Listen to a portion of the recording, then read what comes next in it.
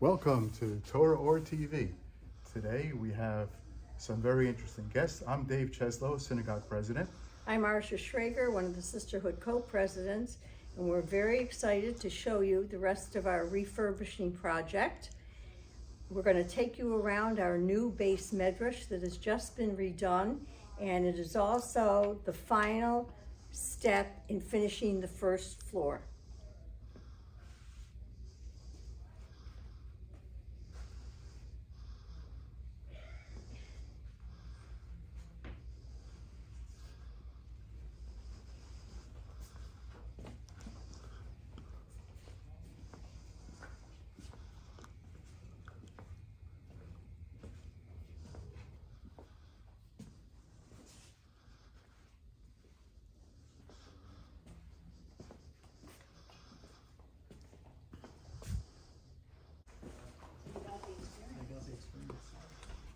So we're now in the former library, which has also been refurbished and we're using as a meeting room. And the first introduction I'd like to make is to Karen Moskowitz, who is in charge of our Chevra Kadisha. Karen, I'd like to ask a question. Sure. Why did the Chevra Kadisha of Congregation TorahOhr come into being, and what is its purpose? Many of us have experienced the death of someone very dear to us, someone in our own family. When you think back to that time, you may remember how difficult it was to think clearly. You may not have known what to do when it happened. Who do you call? What is the next step to be taken? I, in fact, was in that position. My mother, Aleha HaShalom, passed away in the hospital after many months on a vent. My father, Aleha HaShalom, who had had a stroke the year before, passed away 15 days after my mother. Although it was a very painful time for me, I was able to arrange their funerals without much difficulty because my parents had planned beforehand. I knew exactly who to call and what I needed to do next. My name is Karen Moskowitz. I'm here today to tell you about our organization, the Alan C. Farkas Chevra Kadisha of Congregation TorahOhr. In the year 2015, 20 members of our congregation passed away. Some died in hospitals, others at home, and still others died quite suddenly in accidents outside their homes. Family members reacted differently at the time of their losses. Some were emotionally paralyzed, while others were able to temporarily suppress their emotions and carry on. However, in all instances, the family members needed the help, support, and compassion of our community. One of the people who passed away that year after a long illness was Alan Farkas. He passed away on Rosh Hashanah, and there were many difficult and complicated questions that the family had at that time. Alan's son requested that we form an organization to assist other families through their difficult times so that they would not have to go through the same anguish. We realized then that there was a need for Chevra Kadisha in our community. We felt it most appropriate to name it the Alan C. Farkas Chevra Kadisha of Congregation TorahOhr. The members of our organization today are Terry Farkas, President, Harvey Greenberg, Administrator, Jack Payson and myself, Karen Moskowitz, co-coordinators, and our volunteers, Terry Farkas, Lee Greenberg, and Marty Moskowitz. Our purpose, you asked about our purpose. Absolutely. Our purpose is to assist the family when a loved one passes away. Our Chevra Kadisha temporarily replaces family members who are far and helps those who are near. We ensure that the deceased is treated with the utmost respect and dignity according to Jewish law. The members of our Chevra Kadisha also comfort the bereaved and help them make the necessary contacts and arrangements. We do not perform taharas. Taharas are done before the funeral service. In most of our situations here in South Florida, the funerals take place elsewhere. To help the members of our congregation even further, we have suggested that they plan and fill out their burial wishes. The burial wishes form was created to encourage one to think about planning and making one's funeral arrangements beforehand, so that the family is not at a loss when the time comes, till 120. It also supplies information to the Chevra Kadisha so they know whom to contact. We have suggested that you place the filled out form in a pink envelope and in a Ziploc bag, which we will provide at our next meeting, and place it in your freezer. At that same meeting, we will distribute and review frequently asked questions that you might have for the Chevra Kadisha. We also thought it important to help you organize your healthcare directives and financial documentation, which will make a huge difference to your loved ones. We are fortunate to have Raz Hamada, who has been an executive legal assistant to the top 3 estate, trust, and tax attorneys in New Jersey, present ideas of how to protect your loved ones financially. On Thursday, December 1st, upcoming December 1st at 4 p.m., we will be having a meeting to disseminate information and distribute forms for My Burial Wishes and a booklet with frequently asked questions. On Thursday, December 15th at 4 p.m., Raz Hamada will present how to protect your family financially. Please check with the TorahOhr bulletin for the locations of these upcoming events.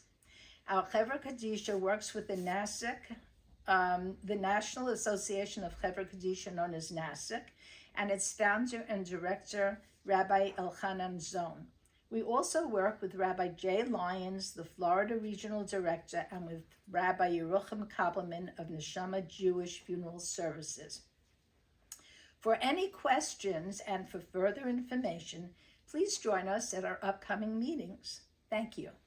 Karen, I just have one more question. Sure. Just so our people watching understand, the Chevra Kadisha that you formed is for the members of TorahOhr. Correct. Okay, thank you so much. And now, David, you'd like to introduce us to another one of our special members? All right, thanks very much, Marcia, and thank you, Karen, for that very informative presentation. I'm sure many of our members will benefit from it, hopefully not for a long time, but peace of mind is very important too. So knowing that these arrangements are at least prepared and the family members will not be burdened at a sad time with a lot of doubt. So you do a very important service, and we are very grateful to have you on the TorahOhr, on our campus, basically. Thank you. So along with Karen today, we have Avi Cooperberg. Avi has been managing, directing the Bikur Cholim organization. And Avi, tell us, what is the mission of the Bikur Cholim? Bikur Cholim complements what Karen does, but we do services for people who are sick, who are lonely. The way we complement Karen's thing is that we set up Shiva houses. We help people with temporary loans of medical equipment, short term. We try to address people who need services, who need to go to the hospital. People who come back from the hospital, if they need food services and they can't get out, we'll shop for them. The Sudas Havra, the first meal after Shiva starts, is something that we provide. These are among some examples of what we do. What happens, Avi, when the situation is more complex than something you might be able to handle right here? Well, I have liaisons with various people. For example, I have a liaison with the social worker at the local Jewish family service. And when somebody is short on food, they can get them food banks, food pantries, kosher meals on wheels. They can get them rides to doctor's appointments.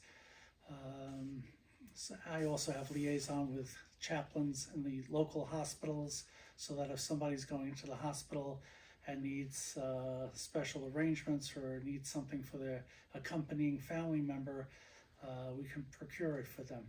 So it sounds like these are the types of things you work with Rabbi Yasker. Rabbi Yasker and I have a good relationship. We communicate back and forth. He tries to keep me apprised of what's going on, and I try to keep him apprised of any information that I receive as well. So suppose someone has someone in the hospital and Shabbos is coming. How can you help them? Okay, we have Shabbos rooms that have been made available in both Boca West and Boca Regional, and if somebody needs a room for a relative or a spouse, we can help them arrange this room in advance, and we can help them get kosher food as well. Again, it's through liaisons that I have liaisons with other Bikur Cholim organizations, so that's how we can help them with that. So we know you've probably been called to action a lot more than is normal in the past couple of years with what's going on in COVID. And I know that Bikur Cholim was quite active during that time, not just reacting, but being proactive. Tell us what you actually did and how you were so helpful during COVID. Well, earlier this year, there was a new strain of COVID, and people were getting affected and infected, and there was a lot of anxiety and fear. We set up a COVID testing center right here in the shul, and we had at the beginning of January, I think we had 2 days a week when we were getting close to 90 people a day, and people were getting tested. They didn't have to wait online or go outside the facility, and they got their results right away. So it was a great service for the people for here in our community. And that's another way that we've been able to help people with peace of mind. Mm-hmm. So just to know that it was available right here, and we had people, I remember you had people helping to fill out the forms because if somebody was on Medicare or whatever, there was certain paperwork needed to be done. There was paperwork that needed to be done. We had a very good bunch of volunteers. Bikur Cholim right now has close to 25 volunteers, and we rely on them to do various services. But during COVID, yeah, especially, I was very grateful to have the help of people who showed up and ushered everybody through the process quickly. And if someone, God forbid, is sitting Shiva in the village, how does Bikur Cholim come into play? If someone's sitting Shiva, we have Shiva chairs that we set up. We have a group of volunteers who cover the mirrors, provide the candles, the signs. We have special Sidurim prayer books that are made for Shiva, and we make arrangements. We even have a Aron Kodesh, and we borrow one of the Sifrei Torah and set up minyanim. So we're ready to go when we get the call. And I know that you have the ability, and you do send out notes and people more and more ideas that to let people know that there is somebody that's concerned, right?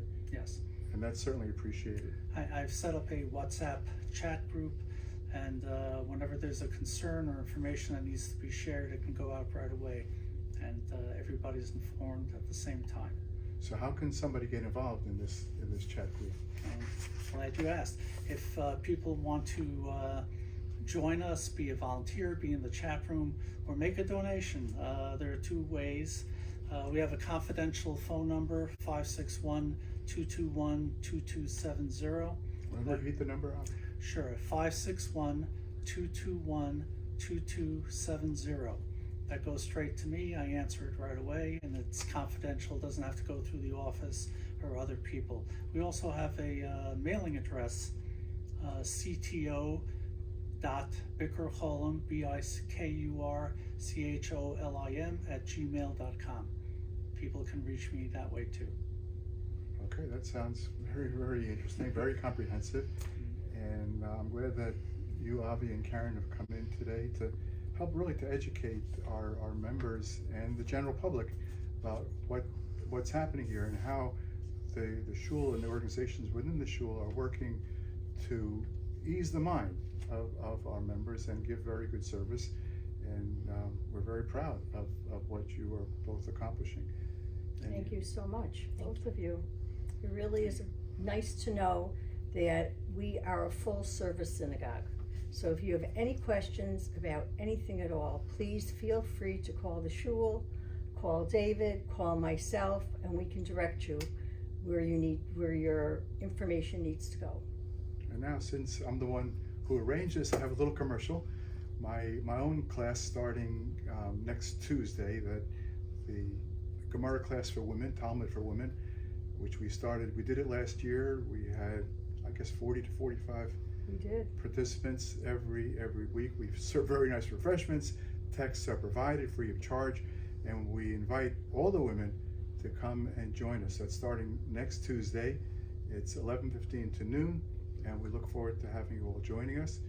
And beyond that, we thank everyone for watching. We thank especially Fred Hadley, who's done his regular exemplary job of recording and getting this prepared so we can send it out to the membership. Thank you, Thanks Karen. Marcia, thanks Karen, thanks Avi. And we hope to see you next time.